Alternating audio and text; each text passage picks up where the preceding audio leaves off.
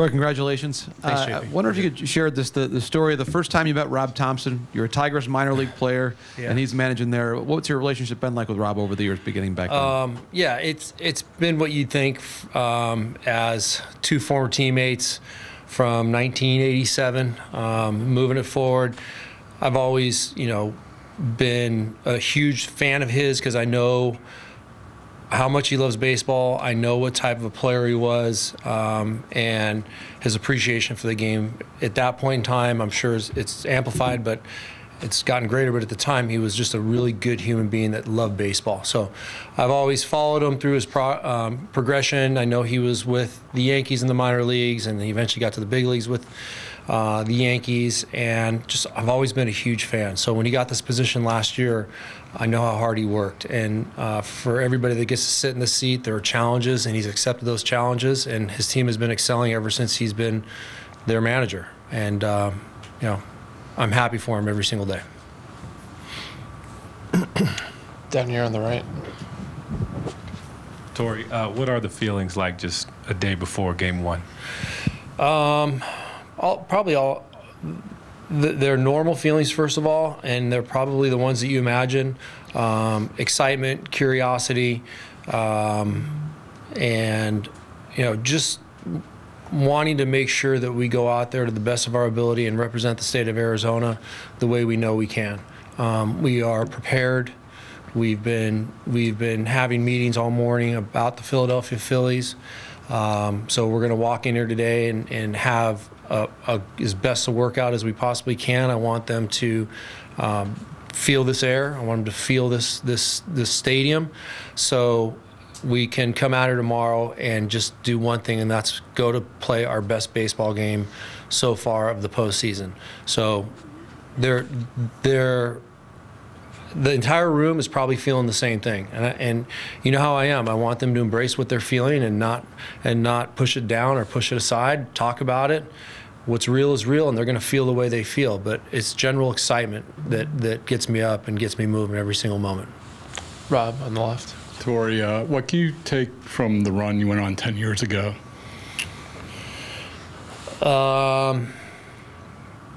There's a lot of overlap for a couple of reasons. I mean, I think it was a wire-to-wire season for the Red Sox, and getting into the playoffs, there was a couple things that the Red Sox had to push aside. Right, the challenges of the Rays.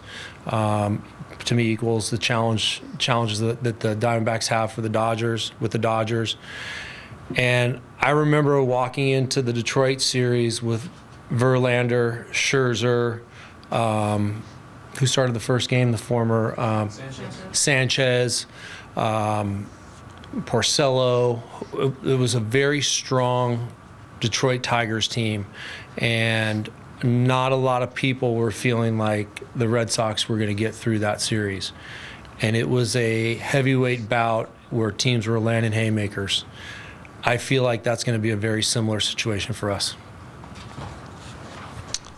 Jesse, towards the back on the right. Hey, Torey. I wonder if you're curious to see how your team will react to what a lot of people think is the most hostile home environment, or are you convinced because of the things that they've already gone through that won't be an issue? Yeah, I'm less curious than I would have been if I was having this question asked probably 10 days ago.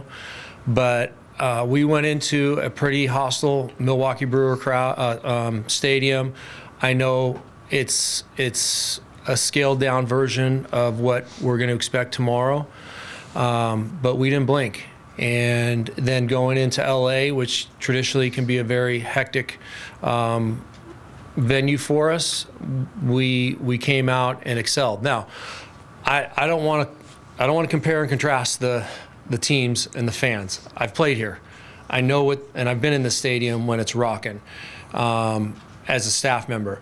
So if the Phillies are a 10, the Dodgers and the Brewers are a very close 8, 9-ish. So we're prepared for the noise. We are an extremely prepared team, and our guys can slow the moment down and go out there and execute. So am I concerned about it? It's a minimal concern, but I don't think we're gonna we're going to go out there and be glossy-eyed to the point where we can't execute. And that's my biggest concern, and I feel very comfortable knowing this team is prepared for that. Michael standing up on the left. Torey, even building off that question, Zach is from here. He's been around Phillies fans his entire life. Obviously, he's pitched in a lot of big moments, but can his familiarity with the area and the region even help him a little bit more tomorrow night as far as dealing with the atmosphere? I would think so. I know that he's pitched here for the past several years, and he's had an army of people come out and support him, and it's well documented that this was where he grew up. The one thing that I know I can say about Zach Gallen is he's good as anybody I've been around. It's slowing down the moment and not being too overexcited. You guys will get a chance to talk to him. For those that don't know him or haven't talked to him, you can tell how his mind works and how he is very very slow moving and process oriented with everything that he says, does, and executes on a daily basis. So I think he will be excited, as we all are. Once again, I don't want him to deny the excitement, embrace it, and figure out how to get back into your routine. And Zach will be in a good spot tomorrow about with the biggest concern being able to go out and execute his game. That's what I can guarantee you he'll be ready to do. And he'll be able to block out everything else, whether it's excitement or that curiosity. He'll process that all and be ready to go. Steve. Torey, any health updates? Everyone come out of the workouts okay? Gabby's okay? Yeah. Catel's good? Everybody's good to go. Yeah, this is the time of the year where everybody's banged up. Everybody's got aches and pains. And this team is ready to go. As healthy as we can be, minus those aches and pains, we're in a very good spot health-wise. Jesse. Sorry, it seems like just about everyone in this Phillies bullpen can throw 98 miles an hour or more. What do you guys do to kind of prepare for that? Yeah, first of all, we're gonna talk about it. It's 90. They average 96 plus coming out of that bullpen. They're 4s and 2s. So we know what that shape's gonna look like. So it's about the preparedness. It's about figuring out how to win the inch, and making sure that we're ready to go. So we've got all of our information in the bucket, in the hopper right now, and we're gonna pull it out and give it to the players, and drip it to the players, have those conversations, have those meetings with the players, and allow them to go out there and just be as great as they can be. And they've been swinging the bat really good, but we know when their bullpen is ready to go that we better be spot on. There's no downturn from their starters to their bullpen pieces for sure. Nick. What was going on with Cattell on Friday? I think it was Friday. He wasn't out there at the workout? Yeah, we let a couple players step away and step off the field. It was he, Gabby, Gurriel, just some normal aches and pains that we wanted to give him some time down. But I wanted them all to come out there, which they did, because I wanted them to just feel we piped in that music or that sound. I want everybody to get used to being able to talk to one another in the dugout, which is very difficult. We're anticipating that tomorrow. So when I heard the sound, which was probably at a 5 or a 6, I sent a text upstairs. I said, I need as loud as you guys can get it. So it became very uncomfortable, and we want to just make sure that we were able to have our nonverbal communications, hear that sound, and I didn't want anybody to be exempt from that. So those 3 players were standing out there, and that's probably why you were asking why they weren't involved. Jake. What about Gabby Moreno made you guys feel comfortable giving him the reins this season as such a young catcher? I just know late in spring training, our starting catcher, Carson Kelly, broke his wrist and was hit by a pitch, so we didn't really have any other options. And we felt like we were very well equipped with Gabby as the starter, even though it was going to be a big responsibility. We felt like it was going to be something he could handle. So I can't tell you how grateful we were to have him and have him step into that role. Otherwise, we would have gone into Jose Herrera as our starter with somebody maybe as a non-roster addition. That was an invite to spring training. But because of Gabby's presence, we were able to give him the information we needed to, let him absorb it, and it was a slow process for him to learn what it took to be the starting catcher for the Arizona Diamondbacks.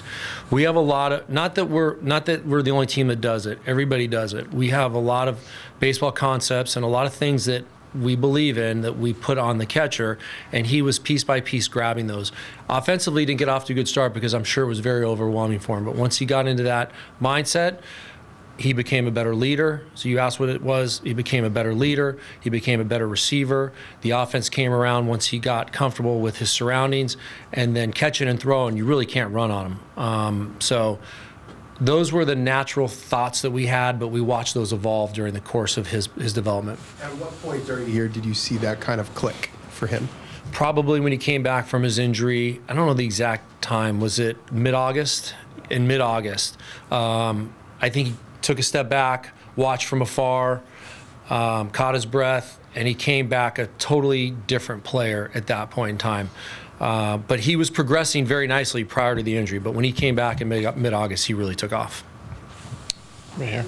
This is a Phillies rotation that probably looks more like the Milwaukee rotation that you saw in the wild card round rather than the Dodgers, just kind of with their traditional starting pitchers that can pitch deep into games. Does that require a different offensive approach at all than what you had against LA? Not really.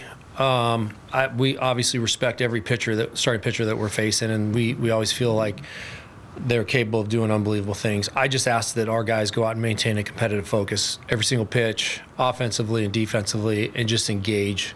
We're going to have a plan against our starting pitcher tomorrow, and we'll turn the page and have a plan for Nola the next day. So we know they're very good, and they've got our attention for sure. So we got to be spot on, and we'll be ready to go. Back left. Torey, you've kind of had to rebuild the back of your bullpen on the fly here the last 2 months. Can you talk about the confidence you have in guys like Thompson and Saul Frank, and then also how a potential 7 games in 9 days affects things compared to the days off in the Dodger series? The confidence that we all have is very high, and they've earned that. We have restructured the bullpen, the back end specifically, and I would not be sitting in this seat right now if it wasn't for them. You know, you can basically see how I've been using them. They know their roles. They're very comfortable with where they're at, and we have the back end piece with Paul Sewald, and we fill it in from there. It turned at the trade deadline with getting Paul and bumping everybody back a level. And being able to piece it together the best way that I could to match up for the most advantageous outcome. Now, it is a little bit different, right? We played day off, whatever. Seemed like it was going to go on forever in the NLDS, but it gets a little bit more rugged. So we're going to be mindful of the roster construction. We're going to maybe change out a little bit. And get an extra arm in there. But I have to probably utilize some other pieces at the right times. But I'm going to lean on those guys. I think they're ready for that challenge. I think everybody knows this is playoff baseball, and you ask your body and your mind to do something just a little bit different and just a little bit longer. They'll be ready to go.